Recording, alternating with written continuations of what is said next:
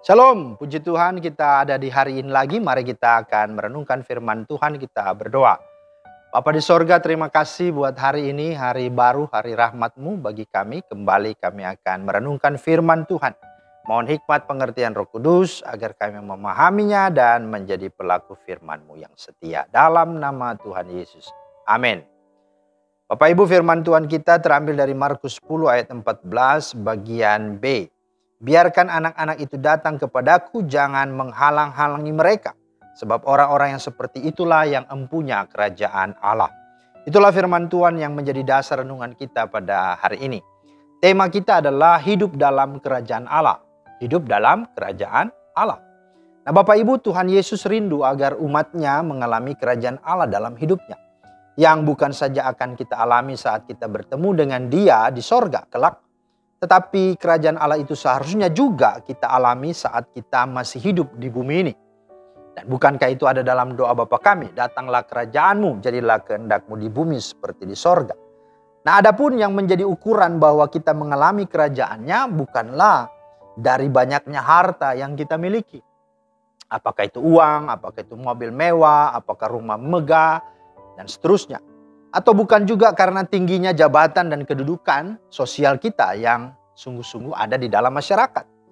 Karena kerajaan Allah bukanlah soal makanan dan minuman, tetapi soal kebenaran, damai sejahtera, dan sukacita oleh Roh Kudus.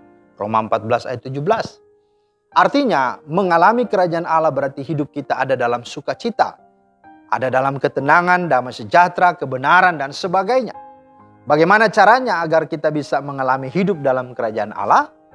Maka sebagaimana firman Tuhan yang disampaikan oleh Tuhan Yesus, maka kita harus menjadi seperti seorang anak kecil. Di dalam firman-Nya dikatakan, biarkan anak itu datang kepadaku, jangan menghalang-halangi mereka, sebab orang-orang yang seperti itulah yang empunya kerajaan Allah. Nah, seperti seorang anak kecil, seperti apa? Yang pertama, sederhana dan polos. Ya, inilah yang harus sungguh-sungguh kita miliki dalam setiap hidup kita. Bahwa orang yang hidup dalam kesederhanaan dan polos adalah orang-orang yang sungguh-sungguh ya mudah untuk memaafkan, mudah untuk memberi, mudah untuk melakukan sesuatu dengan ketulusan hati. Bukan dengan kemunafikan, bukan dengan politiknya, bukan dengan niat-niat yang tidak baik. Dan inilah sesungguhnya yang harus kita miliki. Sama seperti seorang anak bermain dengan temannya, tiba-tiba berantem, marah, ngambek. Kemudian lapor ke mama-mamanya. Kemudian apa yang terjadi? Mama-mamanya sudah marah, ya, saling mendengki, saling membenci karena anak-anak mereka. Tapi dalam waktu 5-10 menit tiba-tiba anak-anak mereka sudah damai lagi, sudah akur lagi. Tapi yang tetap sakit hati siapa? Mama-mamanya yang gak pernah akur-akur.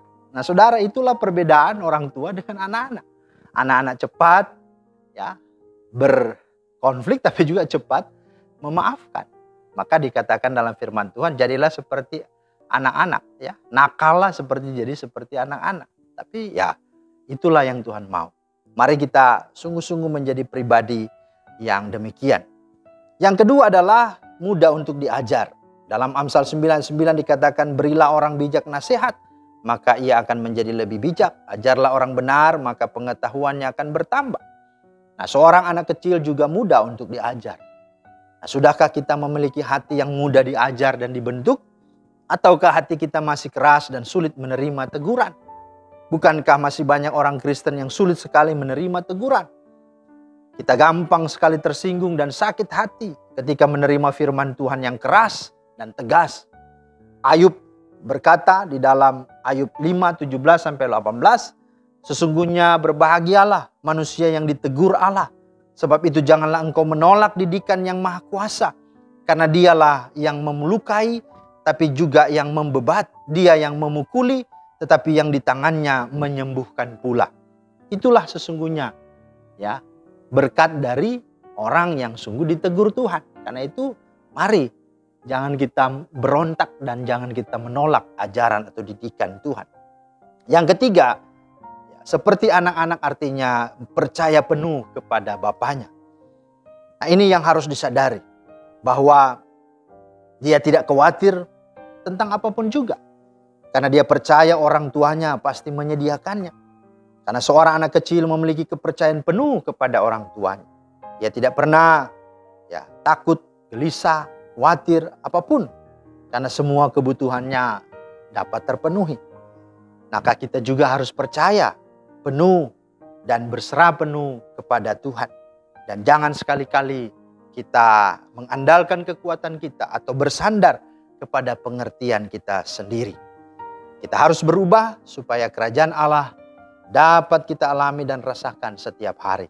Mari di tahun 2022 ini kita menjadi pribadi-pribadi yang sungguh-sungguh merasakan dan mengalami kerajaan Allah itu dan dapat membagikan akan kehidupan kerajaan Allah itu di tengah-tengah kehidupan banyak orang dimanapun kita berada. Sehingga lewat hidup kita sungguh orang bisa berjumpa Tuhan dan mengalami Tuhan. Tuhan Yesus memberkati dan memeteraikan firman-Nya dalam hidup kita. Amin. Terima kasih Tuhan untuk firman-Mu. Kembali kami berdoa supaya firman-Mu itu sungguh-sungguh kami hidupi dan lakukan. Sehingga kehidupan kerajaan Allah itu nyata kami alami dan juga boleh dialami oleh sesama kami. Demi Kristus kami berdoa. Amin. Demikianlah firman Tuhan hari ini, kiranya menjadi berkat. Selamat beraktivitas, Tuhan Yesus memberkati. Shalom.